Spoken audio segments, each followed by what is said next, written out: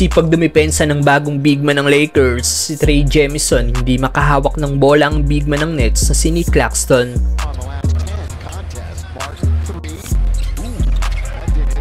Sinabing sobrang blessed niya daw na mapabilang sa Lakers.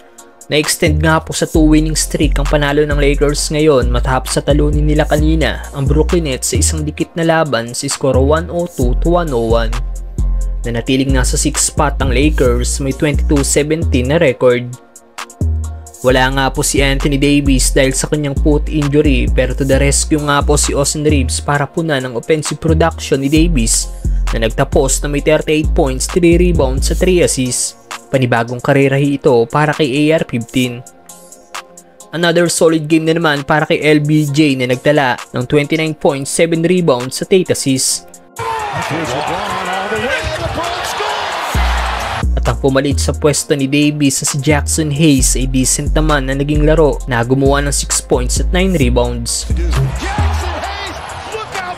At dahil wala si AD, nagkaroon nga po ng pagkakataong makapaglaro ang bagong two-way player ng team na si Trey Jemison, na sinabi sa kanyang interview na sobrang excited na siyang maglaro at sobrang blessed niya daw na mapabilang siya sa Lakers. Ibinunyag din ni Jemison na tinawagan siya ni Coach JJ Redick at sinabi sa kanya ang dapat nitong gawin.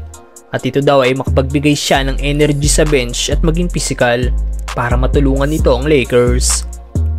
Hindi naman binigo ni Jemison si Coach JJ Redick dahil sa 15 minutes sa playing time nito kanina kontra sa Brooklyn Nets, nagtapos ang nasabing big man na may 4 rebounds sa 2 block shots.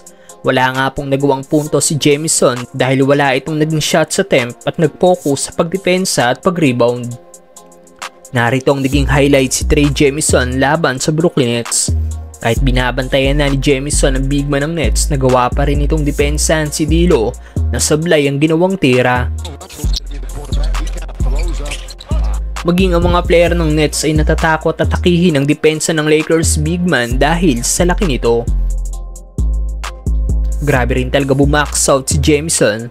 Hindi rin maipagpag ng big man ng Nets ang depensa ng Lakers two-way player.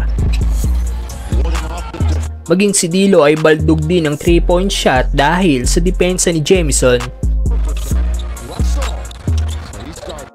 Umulit pa si D'Lo, butatatuloy ang inabot niya sa Lakers big man. Sa play namang ito, bukod tanging si Nic Claxton lang ang hindi nakahawak ng bola dahil sa higpit ng depensang ginawa ni Trey Jemison.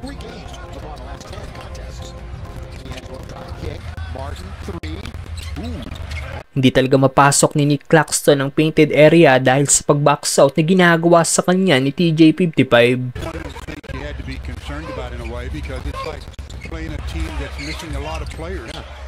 Kahit na screen na si Jemison, nagawa pa rin itong makontest ang 3-point shot ng Brooklyn Nets. Hindi man lang nagawang patrasin si Jemison ng big man ng Nets kahit binomba na ito. Another solid defense para sa Lakers big man, nakuha niya pa ang rebound na nagresulta sa puntos na ginawa ni LeBron James. Ano masasabi niyo sa debut game ni Trey Jemison, mga brother?